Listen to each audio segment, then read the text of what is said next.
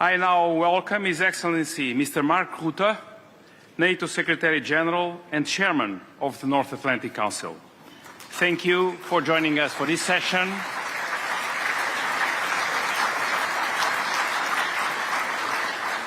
We are grateful for this opportunity to discuss the key priorities on NATO's agenda and to share with you the recommendations we have discussed over the past 3 days. Mark, you have the floor, please.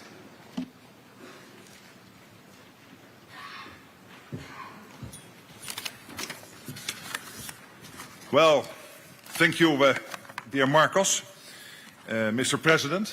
Let me start by saying that today, I believe, is a good day for peace and stability. As we know, President Trump, he arrived in Israel to mark the ceasefire between Israel and Hamas and the release this morning of hostages. So I believe this is great news. We all want to see peace and security in the Middle East, and therefore, of course, we also hope that this will repeat itself in Europe as soon as possible, because we still have a lot of work to do in Europe. But we can build on this success. I'm absolutely confident. First, I also want to pay tribute to Lord Campbell, who served with distinction in the NATO Parliamentary Assembly for over 3 decades. Ming, as he was known, was a great champion of NATO and the transatlantic bond. He leaves an outstanding legacy and will be remembered fondly. It is a pleasure to be here in Ljubljana with you for our first discussion since the NATO summit in The Hague. We took historic decisions to make NATO stronger, fairer and more lethal. As Russia, China, North Korea and Iran work together to try to reshape the global order. Russia now allocates 40% of its budget to its war economy. And this year alone, it is expected to roll out at least 1,500 tanks, 3,000 armored vehicles and hundreds of Iskander missiles. China, too, is rapidly expanding its military capabilities, including its nuclear arsenal. NATO is stepping up. Allies are committed to investing 5% of GDP on defense, both for core defense spending as well as defense and security-related investments. European allies and Canada are now on a trajectory to equalize their defense investment with the United States. When everyone contributes their fair share, we are all more secure. At The Hague, we committed to rapidly expand defense production across the alliance, so that our armed forces have the capabilities they need to keep our deterrence and defense strong today and in the future.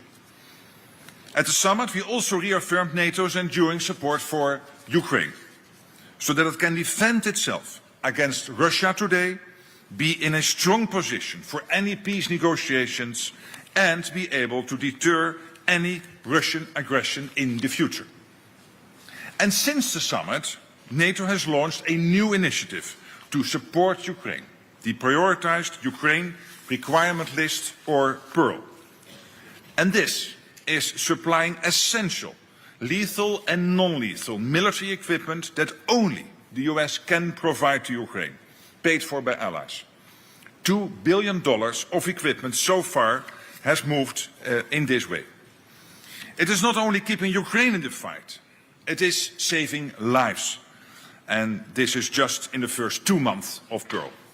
More will follow soon, and we must keep up the tempo. And I know that also President Zelensky this morning addressed PEARL in his address to this audience.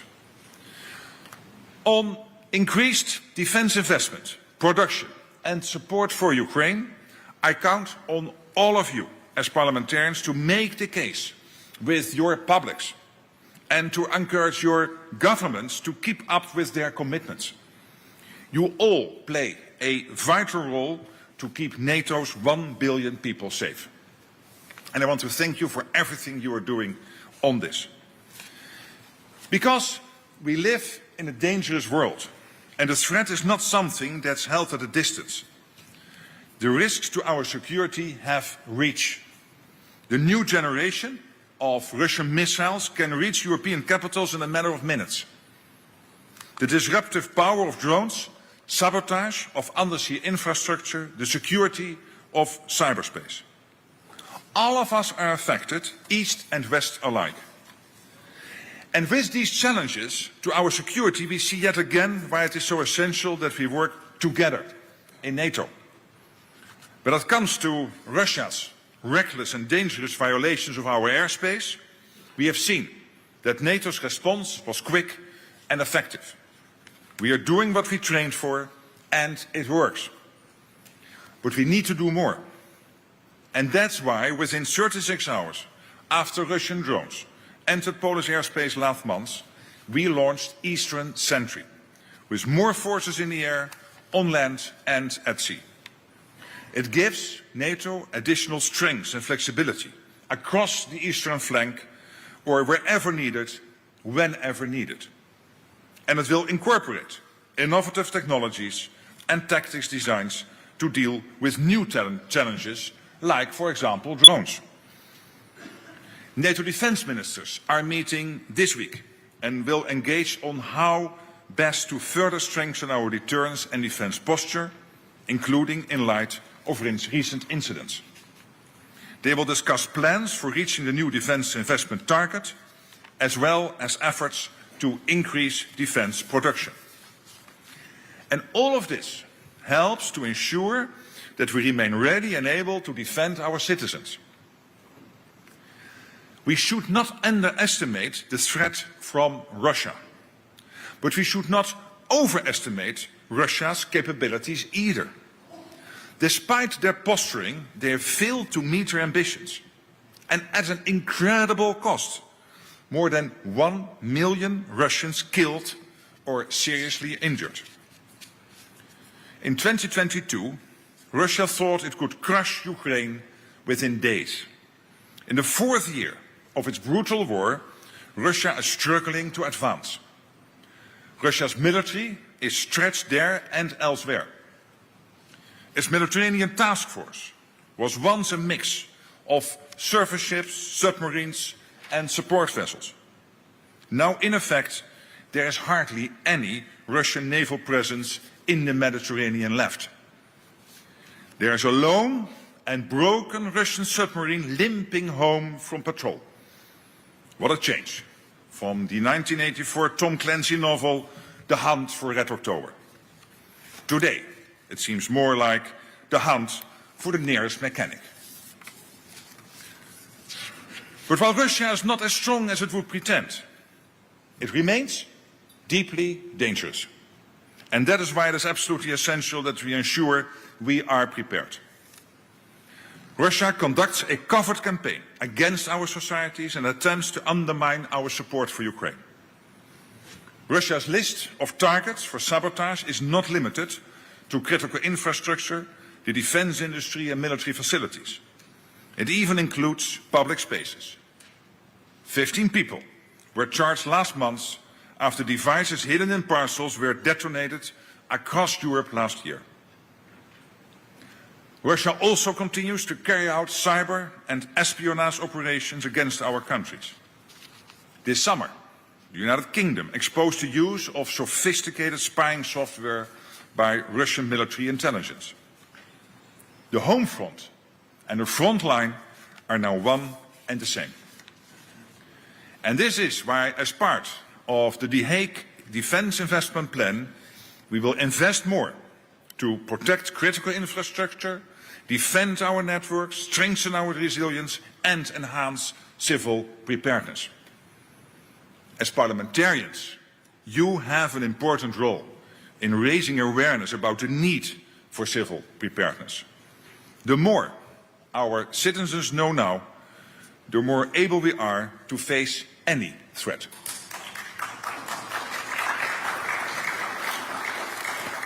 Our militaries and societies are in this together.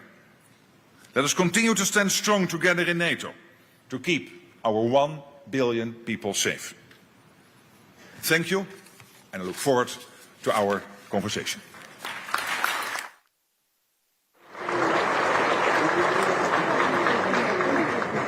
Thank you, Mr. Secretary General. We now come to questions. I will follow our usual procedure. I will announce those called to ask questions in groups of 3. I will set a 1-minute time limit for questions. I encourage you to keep your questions as short as possible so that more delegates can participate. Given that some 40 members have indicated that they would like to ask the Secretary General a question, it is highly unlikely that we all be able to go through all the questions. As usually, I will prioritize first Vice Presidents of the Assembly, secondly heads of member delegations, and thirdly acting heads of delegation, while exercising my discretion in calling members, which will be used exactly now, but I give the floor to Slovenia, to Janez Jakel. Please, you have the floor. Thank you very much. Mr. Secretary General, as you mentioned in your speech, the Hague Summit's 5% GDP target with 3.5 dedicated to hard defense represents a historic increase in allied defense spending. But the debate is shifting from how much to how well. Many capitals are concerned that such large sums risk being dispersed across national wish lists rather than delivering real collective defense capabilities. How will NATO ensure that the 3.5% earmarked for hard defense is directed toward joint priorities such as air missiles defense, long-range strike, munition stockpiles, and defense industrial scaling, instead of duplicative or politically driven purchases? And what is your view on NATO setting binding capability targets or common procurement mechanisms in order to turn this money into interoperability and deterrence, not inefficiency? Thank you, Yanis. And now Fernando Gutierrez, Vice President from Spain, and then Mikko Savola from Finland. Thank you so much, Mr. President, Mr. Secretary General. We understand here on your left, sir. On your left, first row here. Thank you. Thank you. We understand and clearly assume that Russia, China, Iran, and North Korea are linked and committed in the support to Russian aggression to Ukraine in many ways. They provide support to Russian invasion from the strategic to the tactical level, providing political endorsement, logistical support, and even military assets, such as massive drones resources or military units and soldiers, as it is the case for North Korea. This is what appears clear in the battlefield and brings us to make efforts in purely military capabilities, such as air defense or long-range artillery resources, does not seem to be so clear in hybrid warfare. Their disinformation campaigns and their influence campaigns serve to common purposes, which are to weakening our democratic life standards. However, our commercial links and even dependency from Chinese resources and supplies in communications make our policies to be weaker on this matter. Are we focused enough on the common challenge all of them represent as hybrid threats, and are we putting together enough preparedness for it? Thank you so much, Mr. Secretary General. Mikko Savola, Vice President from Finland. Mr. Secretary General, over here. Thank you for your, hello, over here, hi.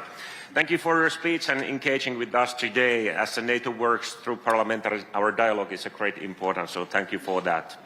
I would like to express my gratitude for your support regarding the incident last year in the Gulf of Finland, where the vessel operated by the Chinese interest was catch damaging cables and the pipelines between Estonia and Finland. I'm afraid that this type of threat is likely to become more common across the NATO territory. The countries on the eastern flank are particularly exposed. But as demonstrated by the actions of the Finnish border guard, it is possible to act and arrest the aggressive actors and bring them to the court.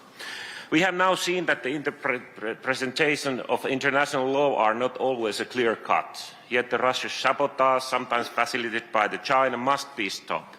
But in your opinion, should NATO act more decisively to prevent such as sabotage in the Baltic Sea along the north and eastern flank? and with what means to ensure that those actors who are responsible are held accountable? Should we evaluate our peacetime rules of engagement and be more robust in our actions, as has been discussed also here during this weekend? Thank you. Please, Mark. Thank you so much. So let me take them one by one and start with Janez Zakej of Slovenia. Sorry.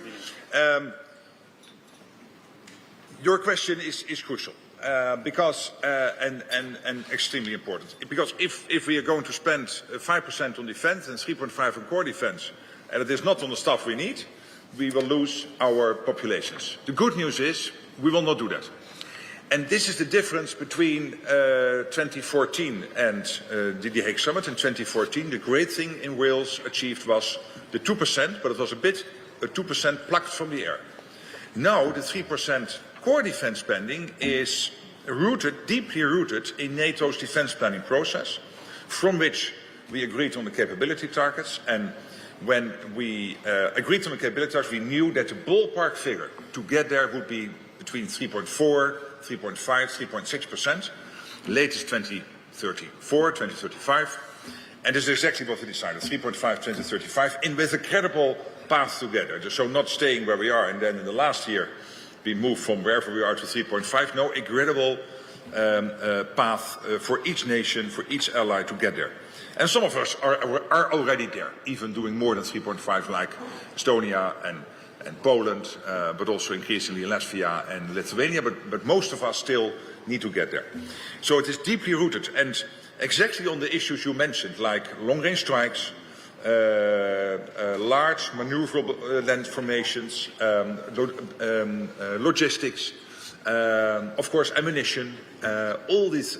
So we always said it's a secret what we need to do, but we can tell you so much, this will be part of it, plus air defense. And we know we have to almost quadruple, even do times 400%, which means 5 times more in terms of air defense systems than we have now. We know they are quite expensive. And at the same time, we have to make sure that we incorporate in everything we are doing the latest technologies. So, for example, what we have seen with Poland, we need to step up even further when it comes to anti-drone technology, so we will do that. But this whole NATO planning process leaves that room to make sure she constantly keep figuring in every year, every available discussion, the latest technologies. And this is how we have to, so please also help here, that when your population is saying, hey, are we doing the 3.5 as part of the 5%?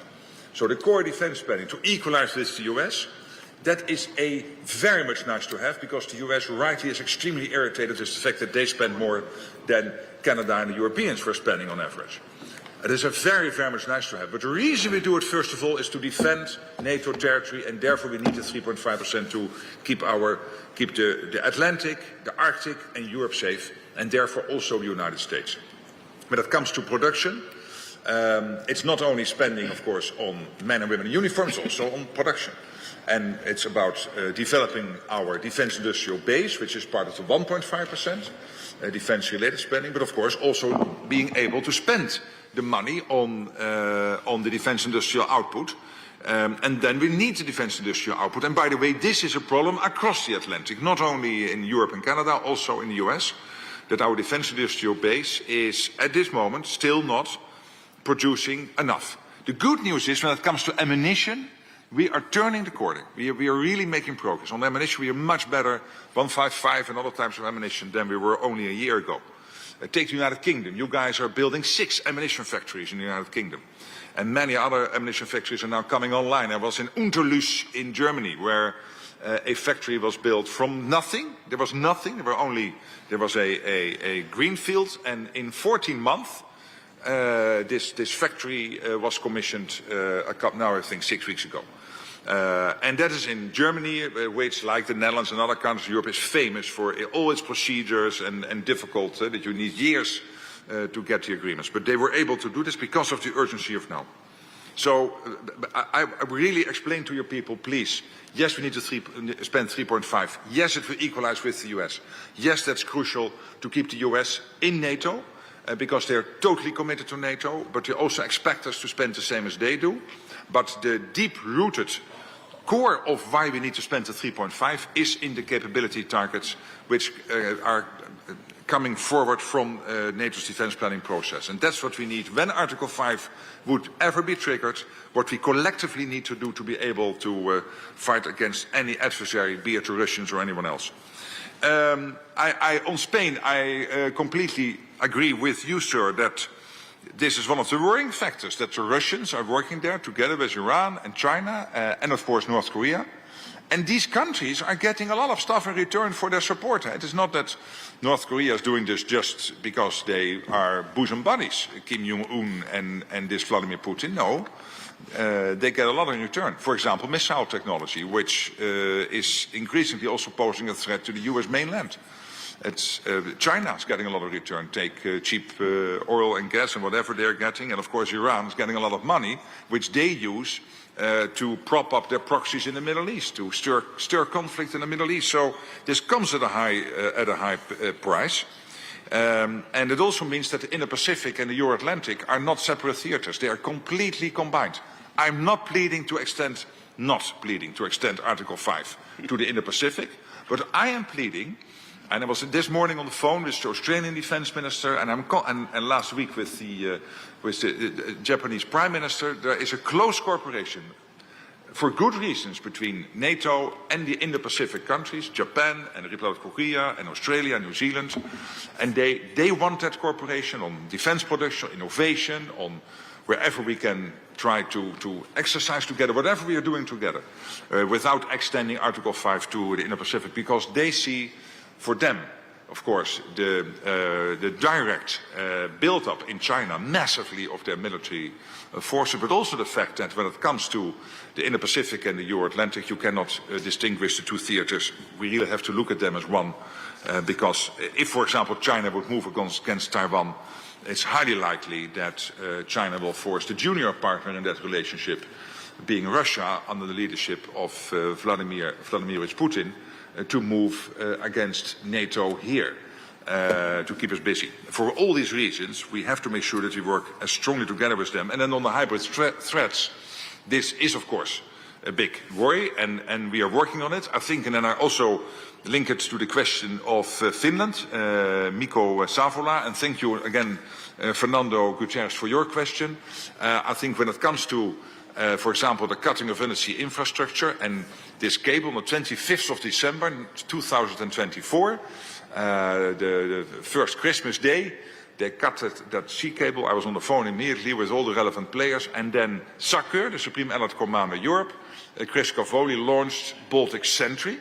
In 10 days, it came online on the 5th of January, and this is basically this is a reaction to the hybrid threat, a direct NATO reaction to the hybrid threat of cutting our crucial undersea infrastructure, and it's very successful. The Russians hate it, and now we have to do the next thing, because when it comes to the shadow fleet, and this was another point I think you also mentioned, you probably have heard last week the French President Emmanuel Macron during the European Political Community meeting in Copenhagen saying this should be a new priority for us in Europe and in NATO, working together on doing whatever we can do to cut off that crucial supply of money to the Russians. Of course, we have all the international law, the law of the sea, and UNCLOS, etc., but there's a lot we can do to make it difficult. And this whole Baltic Sentry in itself already is posing a cost on Russia, because they have to protect these shadow fleet ships more than they did in the past. They have to think about it. It is adding a logistical layer which they are not able really to command. So it's really hurting them. And this is exactly how we have to react to these hybrid threats. Thank you. We have another set of 3 questions. Vice President Vadai from Hungary, Vice President Jerovic from Canada, and the head of the Polish delegation, Joanna Kostowska. Agnes Vadai, please, you have the floor. Thank you so much. Hi. Hi. Thank you so much, Again. Mr. President and Mr. Secretary General. Women in conflicts and in non-conflicts are constant targets. In conflicts, their dignity and their body is attacked. We unfortunately have seen that during the Russian aggressions against Ukraine. What kind of programs NATO is planning to introduce to increase women's participation in shaping NATO's policy at all levels and to strengthen the position and the visibility of the Secretary General's Special Representative for Women, Peace and Security? Thank you so much. Thank you, Agnes. Julia Jerovic from Canada. Yeah. Hello. Hi. Hello, Mr. Secretary General. Thank you so much for being here. It means a lot to all of us. As Secretary General, as you know, Canada has been a founding NATO member and a strong champion of collective defense. Our Prime Minister, Mark Carney, has accelerated our commitment to meet the 2% spending target by the end of this fiscal year, and we're firmly committed to reaching 5% of GDP by 2035. Now, NATO's Article 5 has been the cornerstone of the alliance for more than 75 years. In a context of hybrid warfare, cyber warfare, threats to critical infrastructure, and violations of the airspace of NATO members, all things that have been mentioned this morning, how has NATO's thinking evolved around what the threshold is to trigger an Article 5 response? So another way of saying this, at what point does the cumulative weight of these hybrid attacks constitute the armed attack that Article 5 was designed to address? Is there a new red line that we need to communicate to deter these new types of aggression and ensure our collective defense? Thank you. Thank you, Julie. Joanna Rostowska. Yes, message for Mark Rutte. We are nearby Dutch delegation here. Thank you very much. First, I want to talk our. What? Yeah, it's me. This is Dutch. This is Dutch delegation nearby us. Thanks. First, I want to thank for our Dutch, Italian and German allies for united defense of Polish skies after the Russian attack last month. Thank you very much.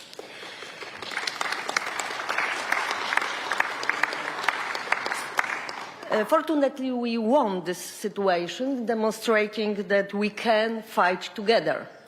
I have no doubt that Russia will punish Europe for supporting Ukraine and will increase the cost of this support. Accidents over Poland, Estonia, problems of European airports show that Russia is already fighting with Europe. I have three short questions. What will be NATO's response to the situations? What strategic dilemma, both military and not military, we can create for Russia?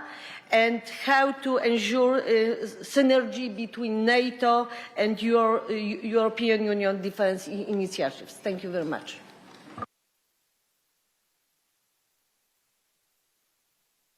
Agnes Vaidai, thank you so much for that question. Let me first say that the Special Representative for Women, Peace and Security is doing outstanding work.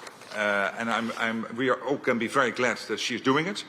And this is also about making sure that we recruit and retain women in the military, that we do understand that therefore sometimes you have to make adjustments to how we work together, how we train together, and to make use of the full... I was in Norway the other day. I was really impressed when I spoke with Jonas Støre, the Prime Minister, that 1/3, if I'm correct, the Norwegians can correct me here if I'm a bit over-enthusiastic here, but that 1/3 of the Norwegian armed forces, at least the new recruits, are women. And I think it is now even all 1/3 of the whole Norwegian military. So that's rapidly developing, rapidly changing. And this is what we need. I mean, we need a whole society, but we also need everybody in society, all the talents, to join the military. When it comes to our core task, deterrence and defense, let's not underestimate the role women play there, and how we have to make sure that we also, therefore, when it comes to WPS, we integrate that and embed that within all our core policy making. That's also how we have now organized it in the NATO headquarters, really embedded it with our core political and security division, so that it is really part of, not as a separate office, but really as part of the policy making system. so that there is a seamless integration of their important work of this team across NATO. There's always the risk that you appoint somebody with a special task, somewhat separate from the organization, and then she or he is responsible for that separate task, and the rest doesn't have to think about it any longer. The great thing now is that it is integrated in policy making, so again, it is the special representative for women, peace and security driving this and accelerating it and being the champion, but also mainstreaming it in the whole of NATO policy making. This was one of the changes we made in the structure over last summer. So thank you, and I can assure you I will keep on championing this. Then on the second question by Julie Zerowicz from Canada. Hi, thank you for that question. I mean, let's not make the Russians or any other adversary too knowledgeable about Article 5. We always have maintained a certain pleasant, let's say, unclarity to the outside world when Article 5 is triggered, and that ambiguity is exactly part of how we deter and defend. But I can assure you that when it comes to cyber, when it comes to hybrid, of course, we have to incorporate it in our thinking. This is exactly what we are doing. But also, we are allowed a lot happened the last couple of weeks. We have seen the drones, and this is also to the Polish question, the drones now 3-4 weeks ago into Polish airspace. We have seen the 3 MiG-31 entering Estonian airspace. We have seen, of course, what happened around in the run-up to the by Denmark hosted special EU Council and extraordinary EU Council and then a European Political Community meeting only 2 weeks ago now. And we know that it was Russia, the Russian drones and Russian MiG-31s in Poland and Estonia. We don't know whether it was intentional or not, but we do know they were Russian, and we do know whatever they were intentional or not, it was totally reckless and unacceptable.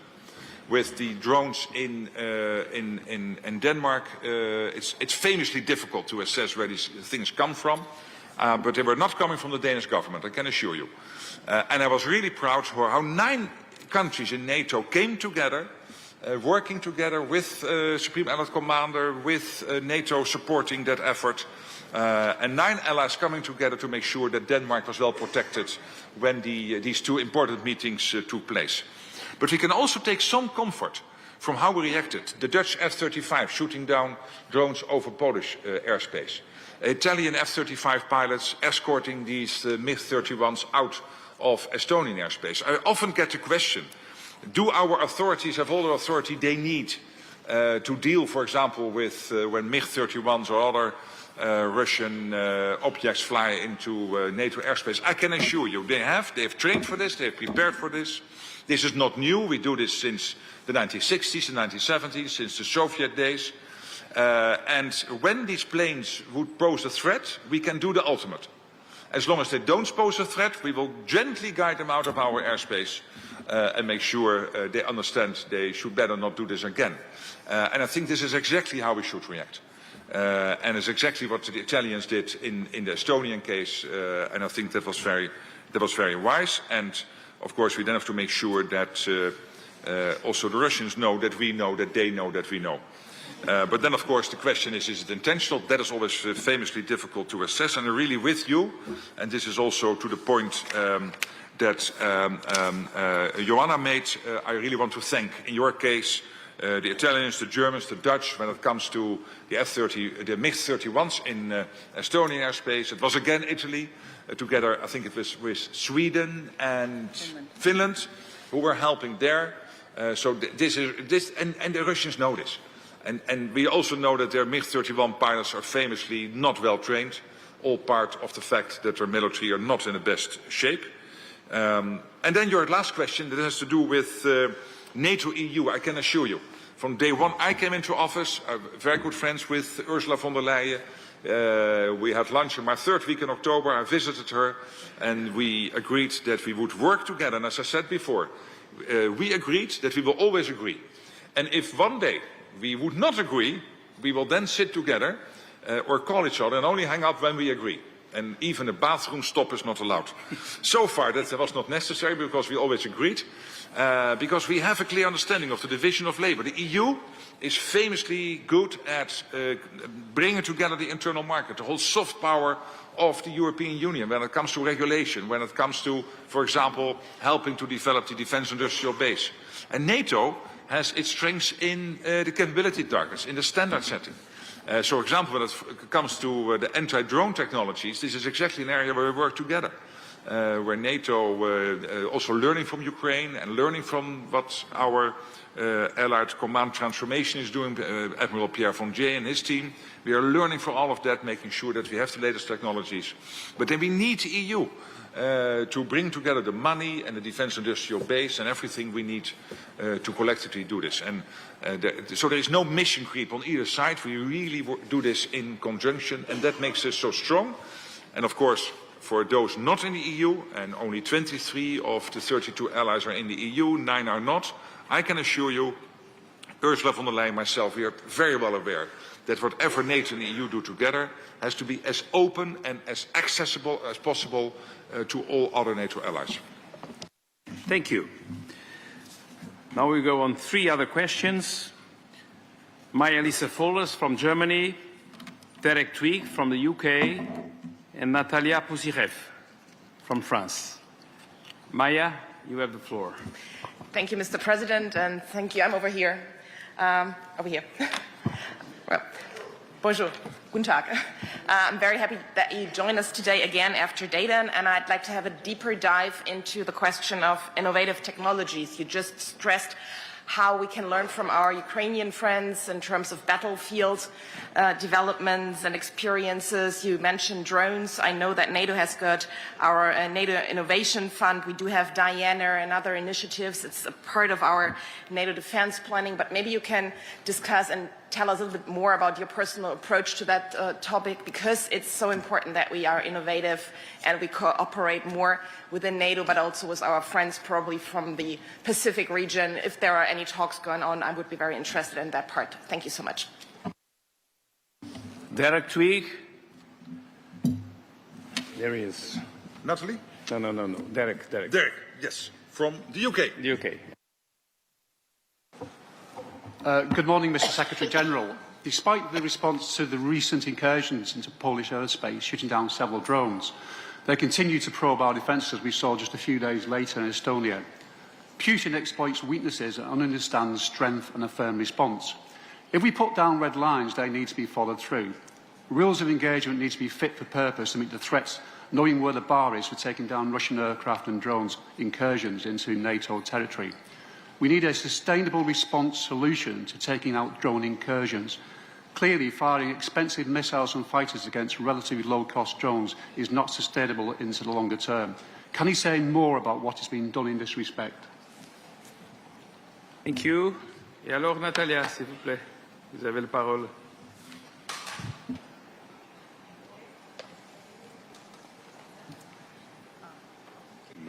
Yes, this is it. Mr. Secretary General, I will speak in French. Will you please? Yeah, perfect. Merci.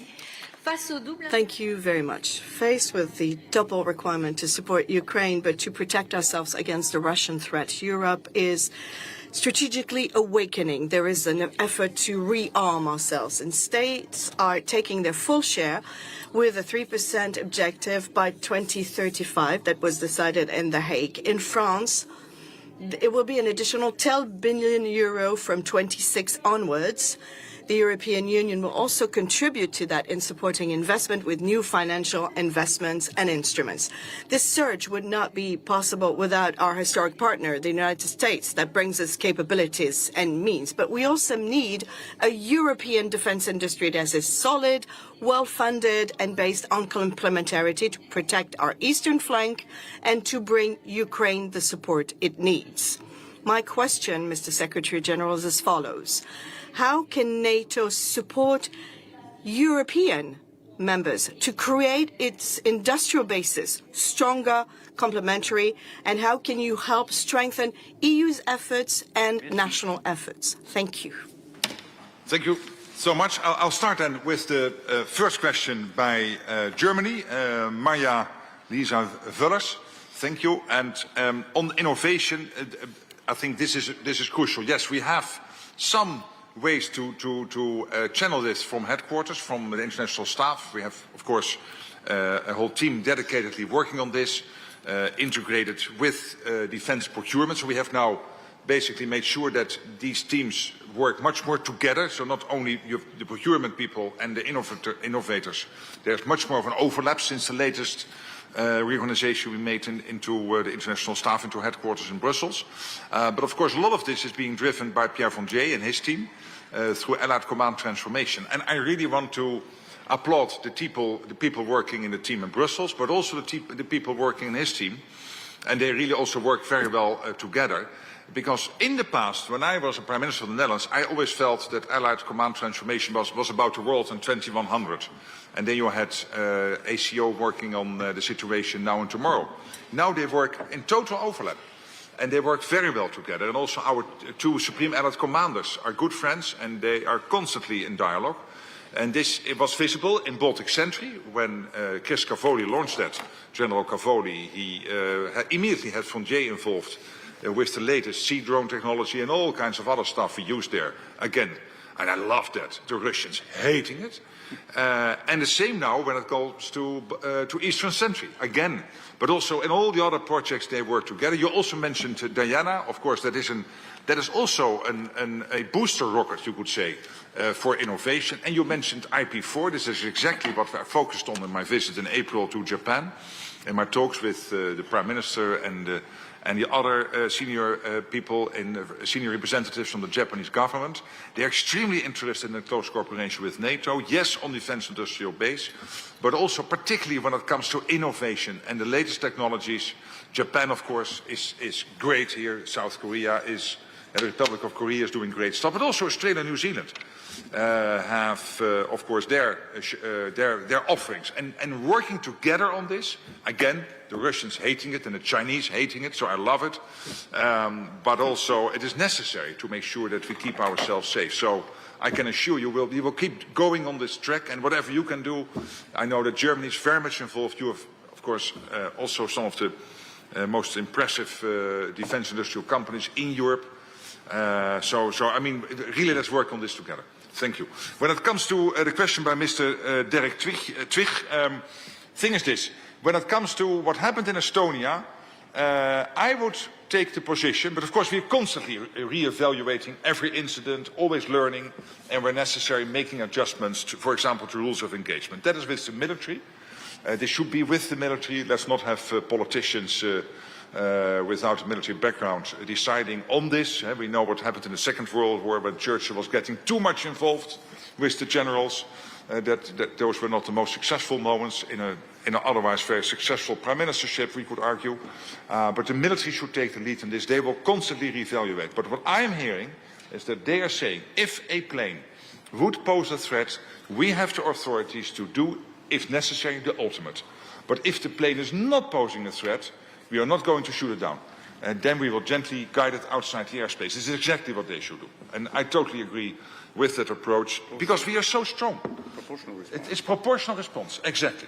And we are so much stronger than the Russians. We don't have to take down Russian airplanes because they enter our airspace. We do it if they enter our airspace and also pose a threat. If we were weak, you might maybe think, okay, we are weak, so we have to immediately show them that whenever they enter our airspace, we shoot them down. But if they don't pose a threat, being so much stronger than the Russians, I think it is much stronger that our reaction is as it is, proportionate, and of course making clear to the Russians that we are not too happy about these incursions. Then about the French question and Europe awakening, I totally agree. And what I want to see is end. This is exactly my discussion always also with Emmanuel Macron, and we agree on this. We need a strong European industry. We also need a strong European defense industry, the strongest we can get. Spending in a couple of years 3.5% on core defense will build that industry because the demand is there. They will put in the extra shifts, they will put in the extra production lines, simply because Their demand is there, and they will stop, hopefully, requiring 10-year contracts. No, I mean, look at what France is spending. Germany will go up from, I think it was 70 or 80 billion in 2021. You will more than double when you compare 2021 with 2029. And you will reach the 3.5% already in 2029. So all of us are ramping up so much. But it is end-to-end. Because in the meantime, we have also the US defense industrial base. And with all this money floating around, we need them to ramp up. Because they are also not producing enough. I sometimes make this joke that when you buy an F-35 or a Patriot system, this is the old Russian joke about the Lada and the refrigerator, that the Lada guy will tell you it will arrive in 10 years, and then the reaction is in the morning or the afternoon. Why is it relevant? Well, in the afternoon a refrigerator will arrive. And this is a bit when you buy an F-35 or a Patriot system. The US knows this, is ramping up its defense industrial production, and they know there is a lot of money also for them involved. By the way, at the moment, I mentioned the Republic of Korea, countries like Poland and Estonia are massively, and Romania, buying in Korea because they are not able to get what they need from the European or the American defense industrial base. I love the Koreans. I love for them to have a successful defense industrial base. But hey, I told European and American companies, why do you accept the Koreans to get into your market? So my plea is, let's approach this with all the money now involved, with as little ideology as possible, as much pragmatism as possible, because it is end-to-end, the money is there, and this is always my plea with the European Union. All the schemes involved, like SAFE and EDIP and all the other schemes the European Union is working on, and I fully support each of them. Make them as transparent and open as possible also to non-EU allies, because it only helps us as a collective to be stronger. Just one example. Turkey has 3,000 defense industrial companies as part of the defense industrial base in Turkey. There is in Texas now a ammunition factory which could not produce what they need to produce without a supply chain coming out of Turkey. So cross-Atlantic, it's all getting connected. Leonardo in Italy, Thales in France is having its industrial base in the US. Is working together with American companies. Rheinmetall and other companies are developing the innovative, smaller defense industrial base in Europe and in the US. So this is the good news about the extra spending. Yes, to equalize with the US. First of all, to make sure we can fight off any adversary, particularly, of course, the Russians being the long-term threat as they are, but also because there will be a defense dividend coming out of this. And this defense dividend is already visible in many countries. Thank you. Speaking of Turkey, we now go to the Turkish head of delegation, Mevlut Çavuşoğlu. Then to, he's there. Then to Belgium, Daria Safai, and Lorenzo Cesa from Italy. Mevlut, you have the floor. Thank you, Mr. President, Mr. Secretary General, dear Mark. Thank you very much for joining us today. And thank you very much for recognizing Turkey's efforts to develop its defense industry, and also thank you for your efforts to end these restrictions among the NATO allies. My question, over the past 2 years, the Israeli aggression in Gaza has resulted in an unprecedented humanitarian catastrophe, a situation that clearly be defined as genocide against the Palestinian civilian population. This aggression in Gaza and Israel's assaults against other regional countries has profoundly shaken regional stability and the global perception of justice and security.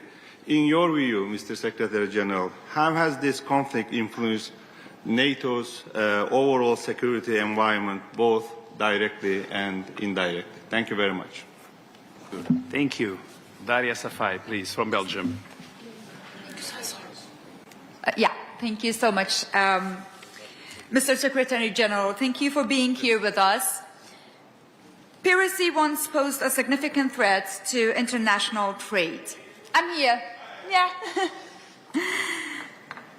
It was through vigorous interventions, the establishment of international maritime law, and a clear distinction between military fleets and merchant fleets that peace and prosperity was restored.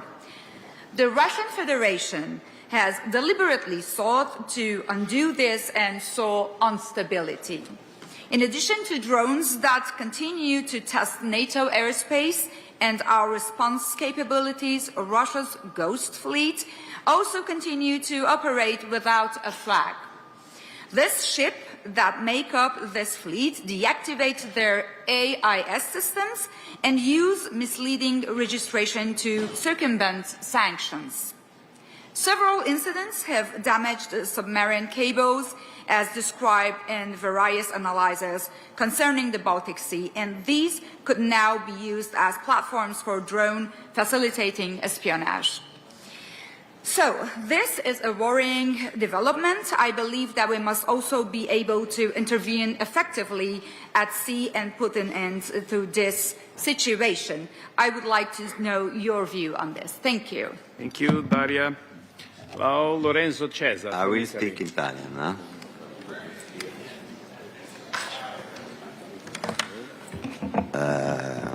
Grazie, signor Segretario. Dear Secretary General, thank you for being here today. This is a sign of the attention you pay to the parliamentary dimension of the alliance. Last April, I followed with great interest your trip to Japan, and in November, I will lead a visit to this country with the subcommittee on NATO partnerships that I have the honor of chairing.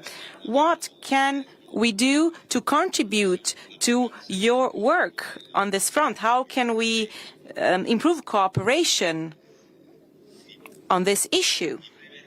And I would like to recall that Italy, together with the UK and Japan, launched the Global Combat Air Programme, which focuses on developing sixth-generation fighter jets. That is a virtuous example of cooperation among NATO and Indo-Pacific partners. And recently, you released an interview which was broadcast in Italy and had a huge impact on the Italian people, since it was mentioned that the most advanced Russian missiles could hit Rome at 5 times the speed of sound. In face of this unprecedented threat, what do you see as the primary gaps to be filled? Interceptors, the protection of ports, airports? What is the state of the art of our actions at the moment? And I would like to thank you for mentioning the contribution of Italy in Poland and in Estonia. I would like to confirm our commitment. I spoke with Minister Crosetto, the Minister of Defense, and he has confirmed our engagement in this region to defend our borders. Thank you. Well, again, thank you so much. Let's take them again one by one, starting with Mevlut. It's so good to see you again. I also want to thank you, and through you, Turkey, but also, of course, the US and Egypt and Qatar for the fact that the ceasefire is now taking place. I think and I know that President Erdogan and his team have been working very hard on this together with the US, Egypt and Qatar. So the fact that that is now taking place is an enormous step, and also hopefully inspires us in Europe and with the US together to do everything to now also get the conflict, the terrible war of aggression against Ukraine ended. To your question in more particular, as you know, I always have to be a bit careful because in NATO there are various views when it comes to the situation in the Middle East, and particularly when it comes to Israel and Gaza. And we are not, of course, NATO is working on the Euro-Atlantic, so it's a bit outside of NATO territory, and we know that individual allies are constantly navigating the crisis. But of course, indirectly, we are, of course, very closely following what happens. It has to do with our mission in Iraq, where also, by the way, Turkey plays a big role, which is still helping the Iraqis to develop their own security forces and their own defense forces. We have a strong cooperation with the with the southern neighborhood.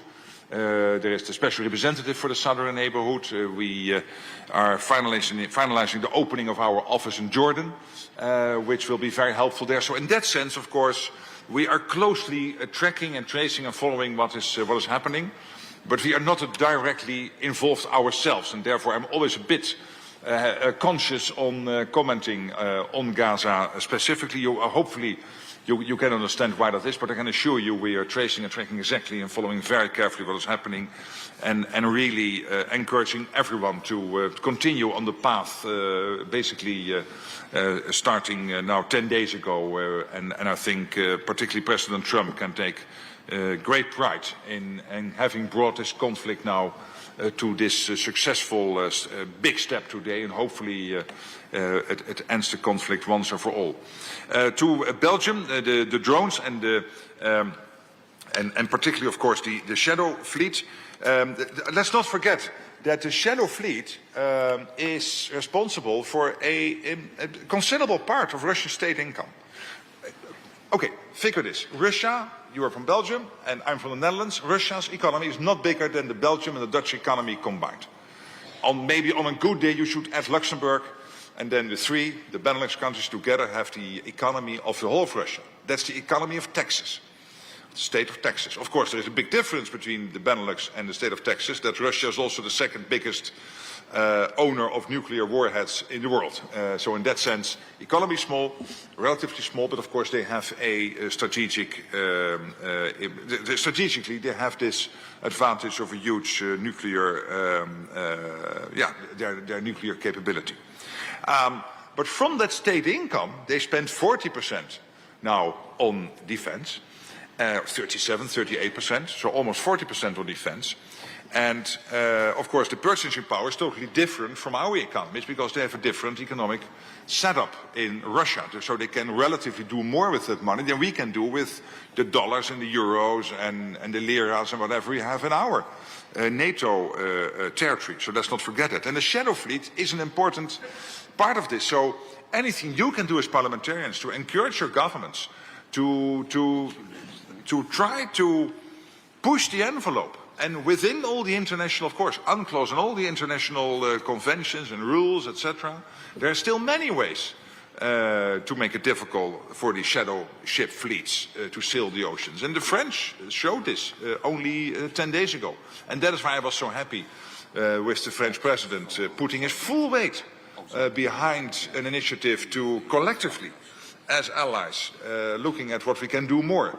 And these ships, for example, sometimes we ask the Estonians and the Danes to work on these ships, but these ships have first passed Portugal and France and Belgium, the Netherlands, UK, then Denmark, and then they only come into the East Sea/Baltic Sea.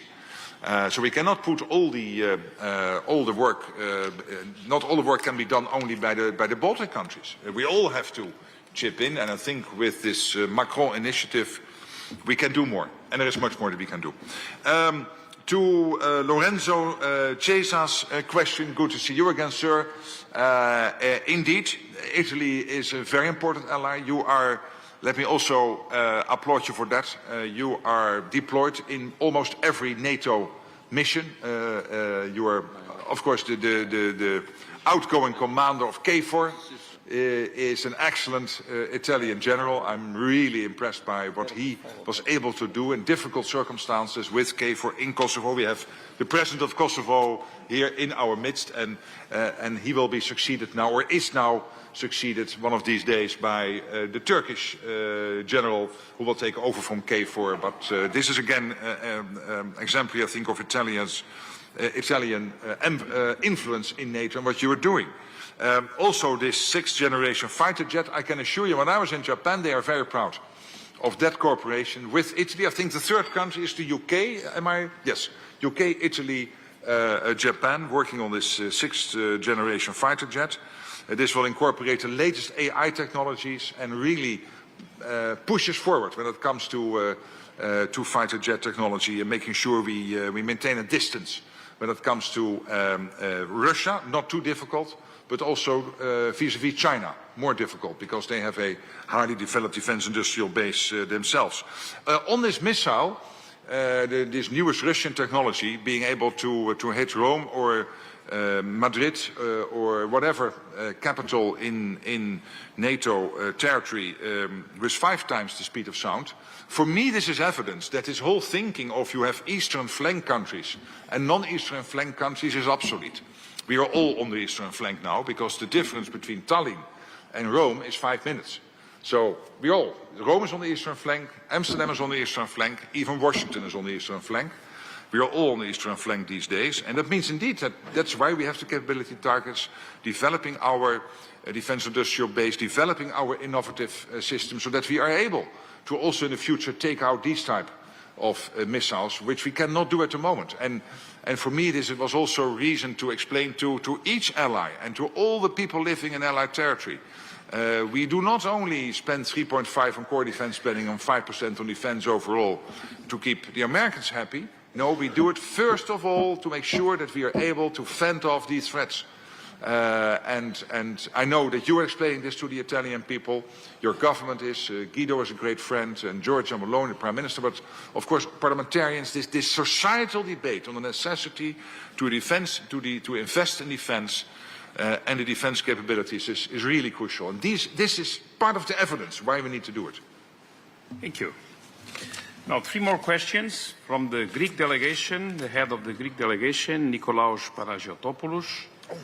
From the Estonia delegation, Raymond Kaljulaid, and from Latvia, Raymond Bergmanis. Nikolaos, please, you have the floor. So, yeah. I'd like to insist, Honourable Secretary, a little bit more on the hot topic of drone incursion into national airspace, voicing a concern by many of the allies in this room. Now, obviously, this type of grey zone or hybrid tactics or attacks by Russia are clearly aiming to test the alliance's unity, resolve, and, may I add, reaction time. In addressing the problem, our leaders are discussing erecting drone walls or anti-drone walls all along the eastern flank.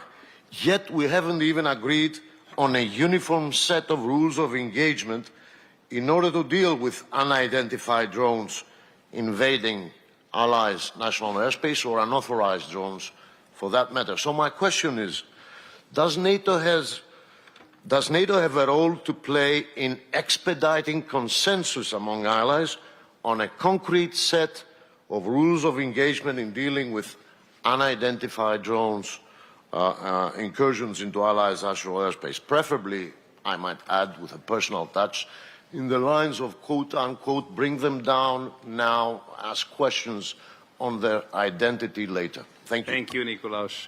Raymond, please. Yes. Hi, thank you very much for your remarks. I wanted to come back to something that you said about the Russian fighter jets in the Estonian airspace, and what you said is that you're not 100% sure what it was and whether it was an accident or not. Mr. Secretary General, you're surely aware that if these kind of events occur, then the pilots of those planes are informed over the radio that they are entering NATO airspace, and when they do enter NATO airspace, they're informed that they are inside NATO airspace. And also, in this case, you had the Italians flying on the wings of the Russians, and the incident took 12 minutes. So I'm sure that you're aware of the fact that the Russians knew that they were in Estonian airspace. The MiG is a sophisticated plane. It could not have been an accident. And secondly, you also implied that we take action when they pose a threat. So I would give you an analogy that, let's say, Mr. Rutte, let's say a Russian tank drives into the city of Narva, and the crew informs us that they want to visit the local McDonald's drive-in, and they do not pose a threat. In this instance, what advice would you give? Should we also gently guide them to the Russian border? So what's the difference between a plane entering our airspace or a tank or a group of soldiers coming across the border? Thank you very much. Thank you, Raymond.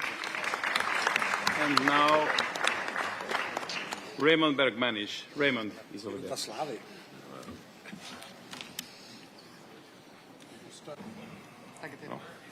Okay. Yeah. Mr. Secretary General, keep in mind the EU-NATO joint declaration to strengthen cooperation in critical areas, signed it already in 2016. My question is about drones wall in western flank. I will be direct. In case that EU will feel the shortage of money, is NATO ready to finance, or at least co-finance, this project? No need to pursue anyone that defenses, namely drone wall, is really critical area of NATO eastern flank. Thank you. Hey, let me start with the questions on by Greece and Latvia, because they are, I think, in the same realm. And then I'm going to the Estonian question, the question on the drone wall, etc. And I mean, I am really happy that the EU is working on this. And I know that the EU will do this knowing that their strength is in the internal market, is in making sure the money is there, making sure that there is alignment, etc. And that it is for NATO to decide on the military side, including standards and rules of engagement and whatever there might be. And I can assure you that's exactly how we do it.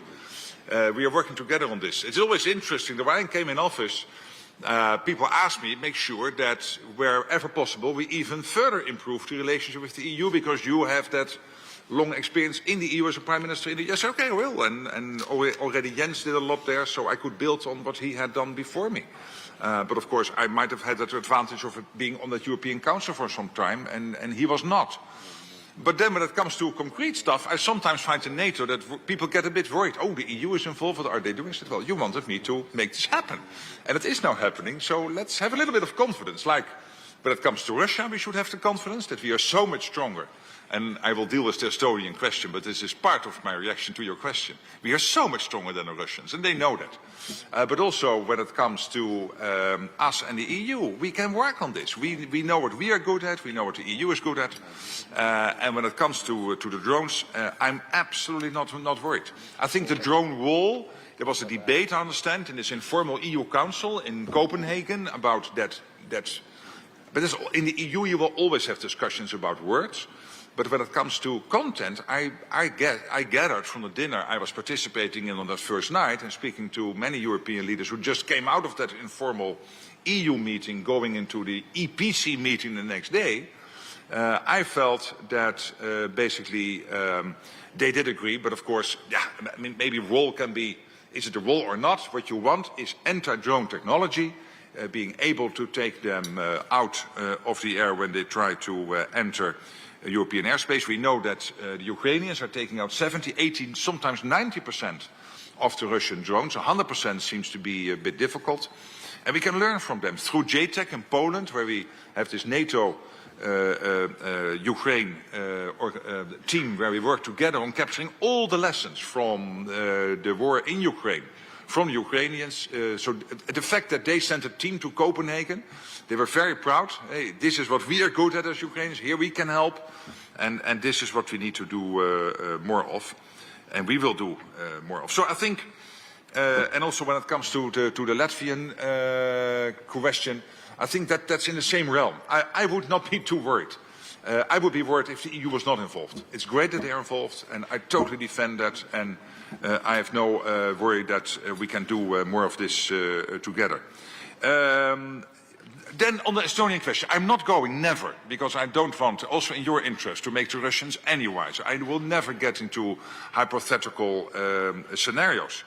But I can assure you that our military know exactly what to do when it comes to the moment when they need to act, be it MiG-31s, they're a threat or not, or when it comes to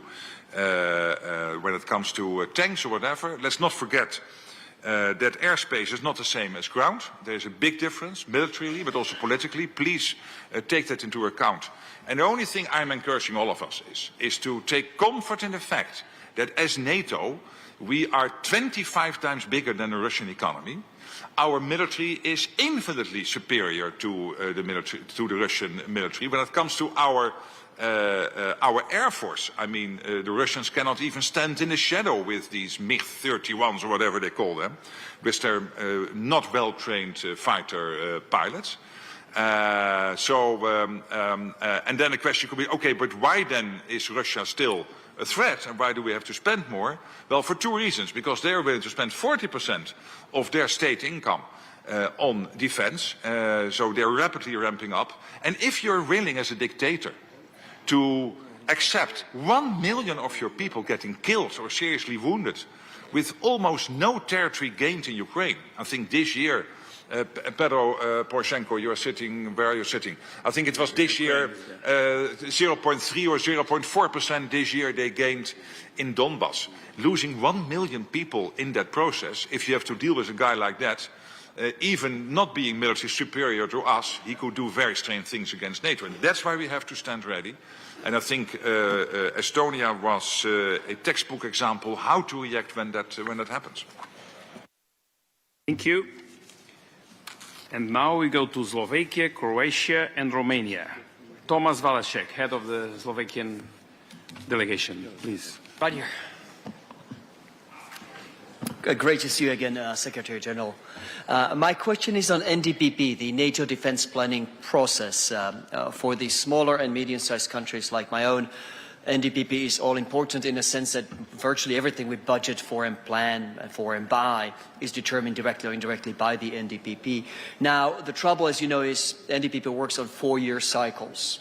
With ways of accelerating it, we can do an out-of-cycle review every 2 years, an occasional one-off rethink, but we don't do that very often. In this day and age, that seems slow. I mean, the war in Ukraine hasn't lasted 4 years yet and hopefully never will. But in the meantime, it has seen at least 1 or 2 revolutions in military affairs. It is being fought these days with very different means from what it was in 2022. So are you comfortable, that's the question, that the process is flexible enough to accommodate the amazing speed of change that particularly the Ukrainians have been able to demonstrate? Because if not, then we of course risk locking in the wrong capabilities for a period of several years. Thank you. Thank you, Thomas. And now Dario Hebak from Croatia. Thank you, dear Mr. Secretary General. Croatia, where are you? Yes. Oh, there you are. Thank you. Thank you. Dear Mr. Secretary General, the ongoing war in Ukraine has shown that drones are great auxiliaries to combined military operations. On the other hand, greater emphasis on drone warfare at the expense of the so-called classical warfare systems, for example, mobilizing large additional land forces, in my opinion, will not solve a problem of a full-scale war with a near-peer enemy. But winning the next war will not come from the side that perfects drone warfare alone. Rather, it will come from resilient and mobile joint forces that is able to defeat its enemy in all combat domains. Don't get me wrong, I truly and fully welcome the latest initiative of building the joint European anti-drone shield. My full support goes to quick fielding and in sufficient numbers of those FPV drones that supports our troops on tactical level. But, however, one question remains, and I would like to hear your comments on that. How do we keep our political and military decision-making free from not getting biased by the media hype about the so-called game-changing technologies that will solve all our military deficiencies that we'll still need to properly address? Maybe that would only put our focus out of from massive and hard-punching power that can only cover all our challenges on the battlefield. Thank you very much. Thank you. Vasily Daniel Tsuciu from Romania. Here, and it's Tsuciu. Dear friends, we can all agree that the Black Sea and the eastern flank will remain hotspots for many years from now on. Even you said, Mr. Secretary, that the eastern flank is everywhere. The repeated violation of our country's airspace by Russian drones are a serious indication that Russia is not only a threat to Ukraine, but to the entire continent and NATO. At national level, we have changed our legislation, we create the legal framework, we changed the legislation on military missions, and also I would like to ask you, Mr. Secretary General, do you consider that the current Allied presence enough to ensure Romanian security, or should we move toward a more permanent and robust posture similar to what we have seen in the Baltic states? Thank you. I'll join 3 more questions because they are the last ones that Mr. Rutte needs to leave. So I will join the 3 last questions, and Mr. Rutte will answer the 6 together. And from Iceland, Dagur Egerston, then from Finland, Tommy Monen, and from the Netherlands, so that we finish at home, Bart Kroon. So please, Dagur, the floor is yours. Where are you? Please raise your hand. I'm here. On the other side. The other here. Yes, here he is. Yes. Hi. Dear Mr. Secretary General, I want to welcome your very clear remarks on Russia as an imminent threat, and I think we have to be as clear in our support for Ukraine, and I hear and know you are.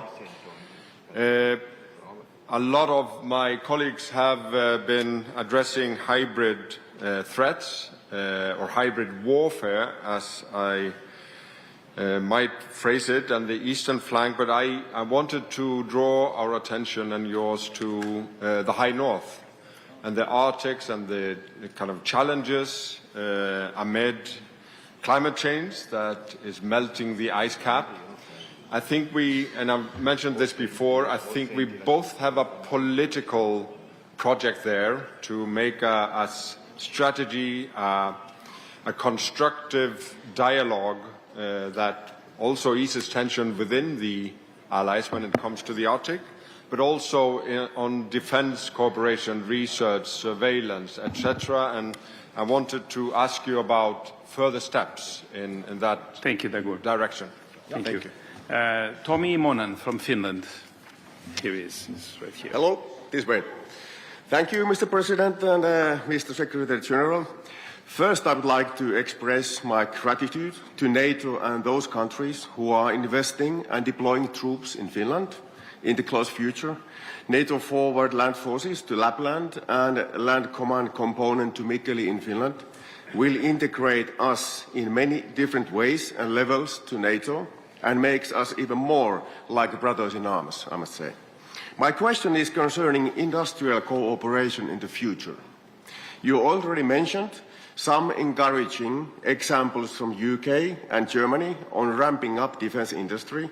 So, based on these and past experiences, what kind of cooperation is expected from Finland in the defense industry and related research to develop, for example, better weapon system and military equipment together with member states, especially in Arctic conditions? So, what are your expectations and what is your wildest ideas of that? Thank you, Tommy. Thank you, Tommy. More. And now for closing, Bart Kroon from the Netherlands. Thank you, Please, Mr. Bart. Chair. Mr. Rutte, dear Mark. Yes. Hi.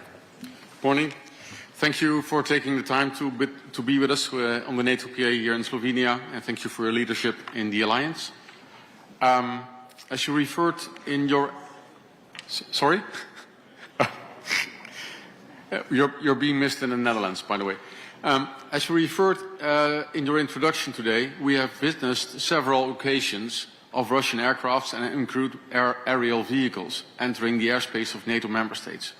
And you earlier on gave your assessment of these incidents, for example, on the questions from the Polish, Greek and Latvian delegation. It seems unlikely to recognize these events as incidental mistakes. However, I would like to add the following questions. Should NATO suggest an agreement with Russia to establish a no-fly zone along the borders of NATO territory, and which other responses could be considered to discourage Russia from repeating this behavior? Thank you. Thank you. What I was planning to do basically is to deal with all the questions, but then finish off with the Romanian question, because it helps me to emphasize a few messages, but also to show that I can pronounce your last name, Mr. Suciu, other than the president of the parliament. Yes, but he will train on this. All joking aside. Let me start then with the question by Slovakia on the NDPP. Yes, and thank you for the question. It is extremely relevant because the NDPP, you need both. You need an NDPP process which is taking a couple of years with the political guidance and then eventually ending with a clear agreement on what we collectively need to do to make sure that we can defend against any adversary. And speeding that process up, I would counsel against it. But within the process, and this is to your question, you need the space and the willingness to discuss new developments which might, on some issues, change what you are doing or maybe force you to speed up. And this is exactly what the Supreme Allied Commander, by the way, I'm not sure Alexis Krenkovich was in your midst these couple of days, but I would encourage you to do. He is an amazing new SACEUR. I mean, we were very happy with Chris Cavoli, and again, we have somebody of the highest caliber in that role, extremely connected, of course, to his EUCOM hat and to the SACEUR hat, and combining these two tasks in a commendable manner. And this is one of the things he is absolutely aware of, that and also in NATO headquarters we work with SHAPE, with ACO to make sure that where necessary we can speed up. But this is also related, I think, to the very good question by Dario Herbak of Croatia. And I couldn't agree more with you, sir. There is always the risk that we all start to think we are generals ourselves, we see these latest developments, it's now drones, so forget about tanks and about F-35s. No, this is not true. It is both. It is end-to-end again. A couple of years ago it was AI which would totally change everything and we would never go back to tanks, fighter jets and whatever.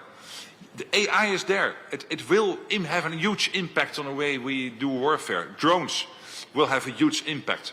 But what all the military are telling us is that it will be in conjunction with still also what we used to call the big ticket items, like the tanks and the fighter jets and all, and the Panzer howitzers and everything we have. That's why we still, all the generals tell me, when it comes to warfare, stockpiles of ammunition, and this is really old school ammunition, 155 ammunition. Stockpiles of 155 ammunition still is at the core, at the base of every war, and if you are short of your ammunition, you are still in big trouble, even if you are #1 in the world in AI and #1 in the world in drones. And this is exactly what the Ukrainians know. They are absolutely now on the forefront when it comes to drone technology and anti-drone technology, but they also are very happy still with the Czech ammunition initiative, providing 155 and 152 and other ammunition types into Ukraine for all their systems. And thank you again to the Czech Republic for doing that and for all the others for making that financially possible. So you need both. It is and. And let's not forget that a war, if that would ever take place, let's hope it will never happen, but if the Russians would be so idiotic to attack us and there would be a full war between Russia and NATO, it will be different from the war now between Russia and Ukraine. It will be different for many reasons I cannot delve into now because we don't want to make them any wiser. But it will be different, and still drones will be important, yes, but we also need all the others. So it is and again, AI, drones, and ammunition, and the big ticket items, etc. That's what all the military are convinced about and tell us. And I think we are very well advised to take that insight in our thinking. And Diana, this accelerator, is exactly there to help us with the latest technologies. When David van Wil, he is now a Dutch minister, but when he was Assistant Secretary General and when I was still Prime Minister and we discussed his new role when he was asked by Jens Stoltenberg to become ASG in NATO and he started to work on this Diana initiative, he said what we need to do is sometimes tell the innovative industries, this is the military issue we need to solve. We would solve it with F-35s and Rafales and other systems and what have you. Is there any other way, a more, let's say, more innovative way to do this, to achieve the same military goal? And I think this is exactly how we have to work together. Be on the forefront of innovation and at the same time never become naive and thinking, oh no, it is suddenly only drones and all the other stuff is gone. It's not true. Then to Iceland and the High North, I couldn't agree more. I was in Copenhagen last week having my bilateral, very pleasant, successful visit with Mette Frederiksen and her team, the Prime Minister of Denmark. The fact that at the moment the 7 high north countries in NATO. And as you know, there are 8 high north countries. Russia, not in NATO, and then 7 in NATO, and that's Denmark, obviously, with Greenland, but also, of course, Iceland and Norway and Sweden, Finland, Canada and the US. And there is increasingly a 9th country in the high north, not on the map, but at least in presence, that's China, making use, as you rightly said, of the opening sea lanes, etc. And I think President Trump was absolutely right when he said we need to work on icebreaker capacity. I was very happy with the successful visit by the Prime Minister and the President of Finland to the White House last week on this particular issue. And since a year now, a little bit over a year, it started with Jens Stoltenberg, and I was able to also add a few extra steps on that. We are now working extremely well together, the high north countries, together with NATO, to make sure that we can protect ourselves. And the Americans are absolutely aware that they are not in NATO only for historical reasons, to prevent the mistake they made after the First World War of not staying involved in Europe after the Second World War. They are involved in NATO, and High North is an example of this, the Arctic, because they know that a secure Arctic and a secure Atlantic and a secure Europe is crucial for their own security. You remember when Jonas Støre was visiting the Prime Minister of Norway, the White House, he showed this nuclear submarine, this huge nuclear submarine base just across the border from Norway in Russia. And he said, Mr. President, these submarines are not there to attack Norway. They are there to attack the United States. And collectively, we make sure that capability-wise, they are not able to do that. So, thank you, and I hope to visit Iceland soon and have excellent relations with the senior leadership, and we will keep working on that. Finland, it's absolutely fantastic that now Sweden will help with the forward land forces. Others will help. The fact that we then have the whole eastern flank covered, all 8 eastern flank countries, and this is the old eastern flank. As I said, we are all on the eastern flank, but still some of us are physically, directly on the map, on the globe, on the eastern flank. And this is great. And I think your question was on the Finnish defense industry. I've met a couple of the senior leaders of the Finnish defense industry. It is known for its effectiveness and its success and its innovative capacity. And I know you have close cooperations all over NATO with other industries. So my answer to your question will be a simple more. We need more of that. The Dutch question, Bart, I think that's not on the cards now to make that happen. Unfortunately, but therefore we have to make sure that our defense and deterrence is such that the Russians will never ever try to attack NATO territory, knowing that our reaction will be devastating. And they know it, and that's why they will not attack. The problem is with their current investment levels that might change in 3, 5 or 7 years. And that's exactly why in The Hague we took the decisions we took on defense spending to make sure we keep the momentum going and we stay ahead of the Russians, and also in the future they will never again attack again. And then to the Romanian question, and the question by Vasile Suciu. I love to, thank you so much for that question. And I wanted to end with your question because this, of course, is about the Black Sea. I can assure you, we discuss a lot now Baltic Sentry and Eastern Sentry, but when we talk about the defense of NATO territory, the southern, eastern flank, the southern flank, of course the Black Sea is all involved there. We have to make sure that the whole of NATO territory, the whole area of responsibility of SACEUR is well protected. But why I wanted to end it with your question is we need 3 things. I have 3 questions to you basically. One is, and this also comes to Eastern Sentry, the new initiative, the new activity launched now I think 4 weeks ago after the drones invaded Polish airspace. Please, wherever in your countries you still have national caveats limiting what you guys can do in terms of working collectively in a NATO endeavor, and we still have some of these national caveats, and they are holding us back, they are making us less effective. I know all national governments are again looking into them, but please, whatever you can do as parliamentarians to influence your political leadership, to change those caveats, you will really help me, but more importantly SACEUR, to be more effective. And I know Romania, for example, is looking into that and expediently, so I wanted to make you as a positive example of how to do this, but there's many allies still having these national caveats. Question number 2, I mentioned it in my introduction, Pearl.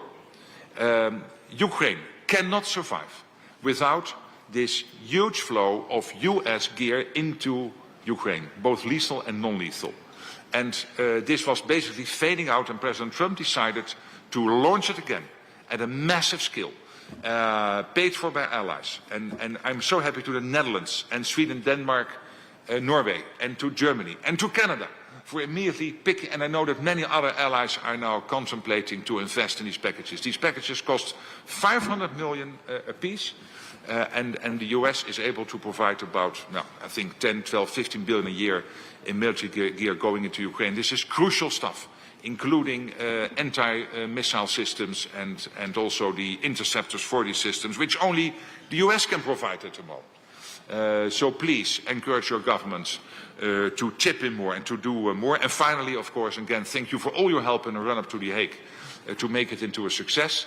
The 5% defense investment pledge, the pledge on industry to keep Ukraine strong in the fight, and that whatever you spend in Ukraine is part of the 5%.